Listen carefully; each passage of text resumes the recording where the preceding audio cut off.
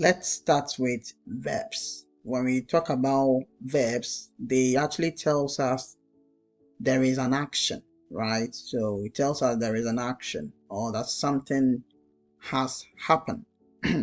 So if you find a graph which goes in an upward trend like this, what are some of the verbs that we can use to show that this trend is moving upward? So we can use a word like rise, okay? A rise or rise. So rise is a verb. You can say jump, okay? So we can use the word jump as a verb. Grow to show a rise or an increase or an upward trend. You can say climb, go up, increase, or soar. When it comes to soar, it means that there is a rapid increase above the normal level. So when you use the word soar, it means that you are trying to say that it has increased above the normal level. Now let's look at verbs that describe a downward trend. That is when it moves downward. We can say that it's fallen, okay? So fall or drop or decline or decrease or go down, plunge or plummet. Plummet or plunge both means to suddenly decrease. So when there is a sudden decrease in a very rapid or almost straight downwards, okay, then we can say that it has plunged or it has plummeted, okay? So you need to know how it is falling or rising, or you have to note the degree of the trend before you know the right word to use for it. Okay, so as we can see, to give a more accurate description, we can use adverbs or adjectives to describe either the verb or the noun. So in this case, since it is a verb, we are going to use adverbs after the verb in order to describe how the trend is moving. Okay, so some of the common adverbs that we used were slightly, slowly. So when you are using this kind of adverb to describe the degree of the trend, it means that the rate at which it happened was small. So we use slightly, slowly to show a small degree of change in the trend. But when the change is more than small amount, though it's not that large, okay, we can say that we can use steadily, gradually, or moderately to describe something that is more than small but not that significant or large change. But when we have a large amount of change, when the amount of change that has happened is large, as you can see, the rate at which this is rising, it shows that it's considerable or significant or substantial. So this is considerably, significantly, and substantially to show how much it has happened. But when you have a very large amount of change, we can use the word sharply, rapidly, quickly, or steeply to show how strong the change was. You know, sometimes the pattern or the trend isn't always up and down, okay? So sometimes it's not up or down. It's sometimes the trend remain more or less stable or are the same. So you can have the trend being on the same level, okay? So you just have to be on the same level. Now when you find something like that, then we can use a word like constant, steady, or stable. Okay, so constant, steady, or stable to show how it remained. All right, so we sometimes use stay or remain, all right, before we follow it by constant, steady, or stable. Okay, so it's not all the time that you can have an adverb to be ending with ly, as you can see here, like it rose sharply, it jumped rapidly, it grew considerably, climbed significantly, all of them having ly. But we can say it stayed constant or it remained constant. All right, so that is it. Now let's look at some example of sentences using the words that shows an upward trend. Now let's check.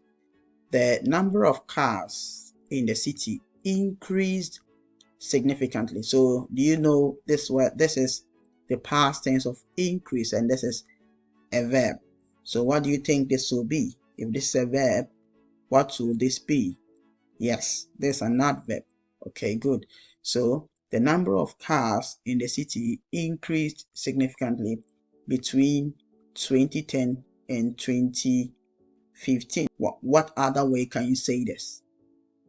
All right, yeah, you can say that the number of cars in the city increased over a period of 5 years. Yes, so it shows that over a period of 5 years.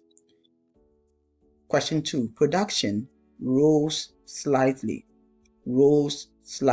from 800 units to 800 units in May to 820 units the following months. All right, let's look at examples of sentences that use downward trend. Prices of Model X dropped considerably. How did it drop considerably? Once Model Y became available on the market. In 2017, company profits decreased moderately, as was expected.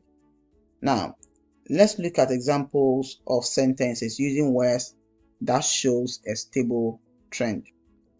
Prices remained stable during the first 6 months.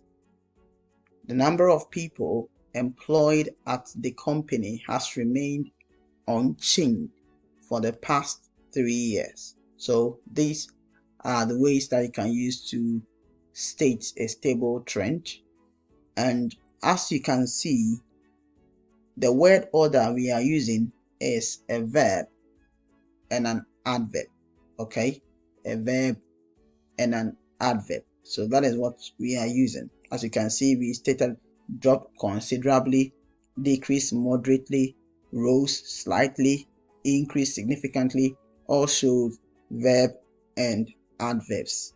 When it comes to the stable, mostly we like to use remained or remain than stay. Okay, so mostly we like to use that. But as we studied, it's not only verb plus adverbs that we use to describe or give an accurate description. Sometimes we also use nouns and adjectives. Okay, we use nouns and adjectives. So now I want us to learn nouns. Okay, let's study about nouns. Fortunately, most of the verbs have same spelling or form when they are in nouns. Okay, most of the verbs, when they are being changed into nouns, they have same spellings or forms. For instance, let's take this verb, to drop. Okay, so to drop or to drop something is a verb, but when it becomes a noun, we can call it a drop. Okay, so to fall becomes the noun a fall. There was a fall in the number of people who attended the seminar. Okay, the verb to rise now becomes a noun, arise. Okay, so drop becomes a drop, fall becomes a fall, verb rise becomes a rise. Sometimes there might be some exceptions. Not all the verbs actually change and have the same forms as their nouns. Okay, for instance, when you have a verb like to grow, it becomes the noun growth. Growth, not a grow. Okay, you can't say a grow, but growth. Okay, so to grow becomes the noun growth. To improve become the noun an improvement, or improvement. To fluctuate becomes the noun fluctuation, To vary, okay, to vary becomes the noun variation. To reduce becomes reduction. To lose becomes a loss, So you should be careful of the exceptions. But one thing that you should note is that verbs can be changed into nouns, okay, and can be used to show trend.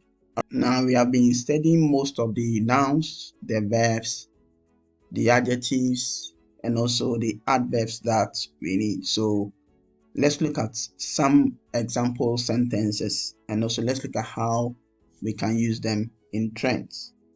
For instance, let's take this first part, the verb and adverb. Okay, so when we talk about the verb tells us what happened. Okay, so what happened? There was a fall, there was a drop, there was a rise. So you can see I'm changing these verbs into nouns. A fall, a rise. Get it? So fall, it fell, it dropped, it rose, it decreased, it increased. So this is what actually happened. But what about the adverb? The adverb tells us how it changed. So how did it change? How did it change? Slightly, sharply, steadily, significantly, dramatically, depending on the range of change. And I think we have studied on the range of change. So this tells us how these verbs and adverbs can be combined. For instance, if I ask a question, especially in the first sentence, let's take the first sentence alone. So in the first sentence, the subject here is sales. Sales. So what happened to the sales? It fell. It fell. Okay, it fell. How much of a fall was it, or how did it change? Slightly. So if we combine this subject and the verb fall and how much it did slightly, we will get sales fell slightly. Sales fell slightly. All right, let's look at more example. You can say prices dropped sharply. Prices dropped sharply. Production rose steadily. Production rose steadily. Okay, maybe the percentage of X, which will be any kind of subject. So the percentage of X decreased significantly. The number of X increased dramatically. So you can see that with the word orders, we're using verb and adverb plus the subject to compare all these. Remember that the verb that we are using is in past tense, okay? It's in past tense, but it can be changed to present tense and others. So there are several sentences you can change them also into other tense forms. So you should be able to take note of that. All right. Now let's look at the second form of word order that we can use. It's not all the time that we use verb and adverbs, but using adjectives and nouns. Okay, so adjectives and nouns. So if we take adjectives and nouns, or if you want to use adjectives and nouns to describe the trend, we often use there plus be plus a. Okay, so there, be, a. Okay, there, to be, a. Okay, so we use it before we come to the adjectives. And now let's look at an example. I will vary the tenses, but mostly you will use the past tense as well. Okay, so mostly they can be a past tense, maybe they can be present tense. It depends on which one that you can use. Sometimes it can be even future tenses. So you should be careful of which one you are using. Depend on what you are writing and the grammatical form that seem appropriate to it. Okay, so let's look at this. There, so that is the there. Be is the first example. Be is, to be is, okay, and then so there is a slight. So the adjective here is slight. What happened? All right, a rise. There was a rise, but how did it change? Slight. Okay, so there is a slight rise in sales. There is a slight rise in sales, or there was a gradual fall in the price of X. There was be a, right? So there was a gradual fall in the price of X. Let's look at the third one. There has been a dramatic drop in the rate. So you can see we are using different tenses. There will be, that's the future, steady decline in the number. Okay, so there will be a steady decline in the number, right? There is present, there was past, there has been past participle, and there will be, which shows a future. So you can change the verb tenses depending on the one that fits it properly. Now let's take this exercise. So this is your first exercise.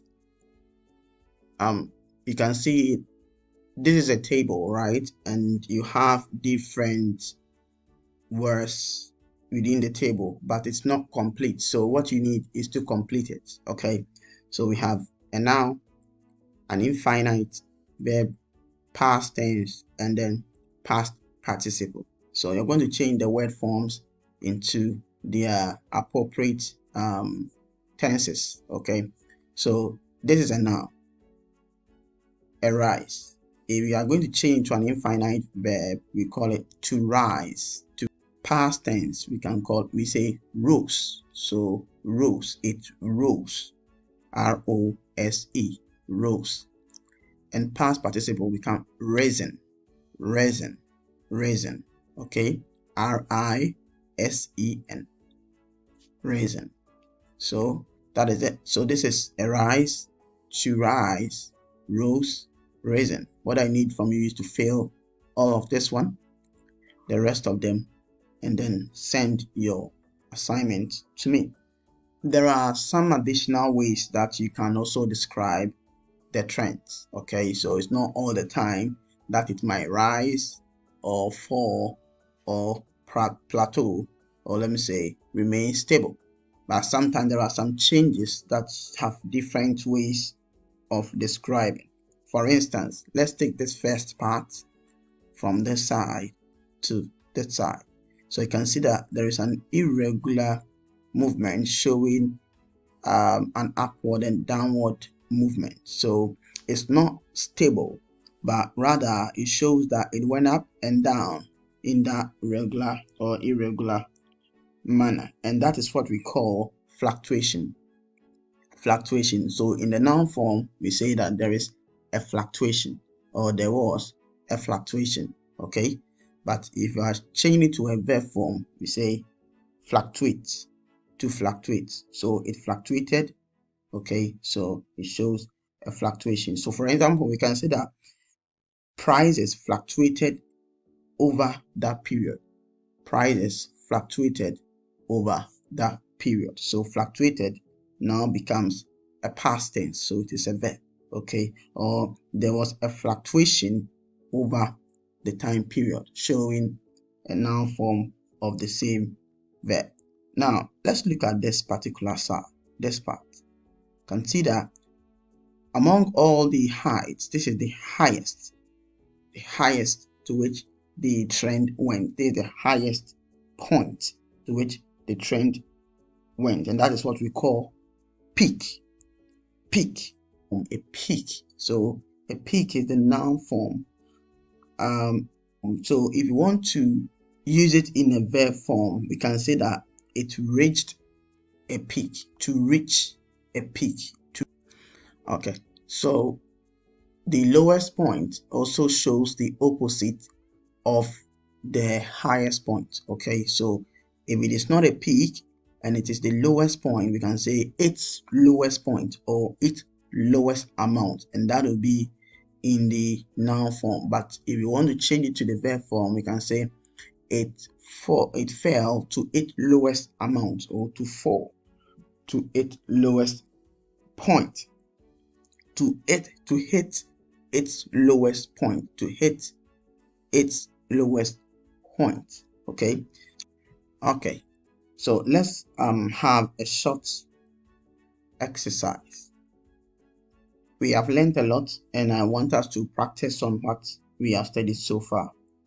So this is the first graph, second graph, third graph, fourth, fifth, and sixth graph in that order. So 1, 2, 3, 4, 5, and 6.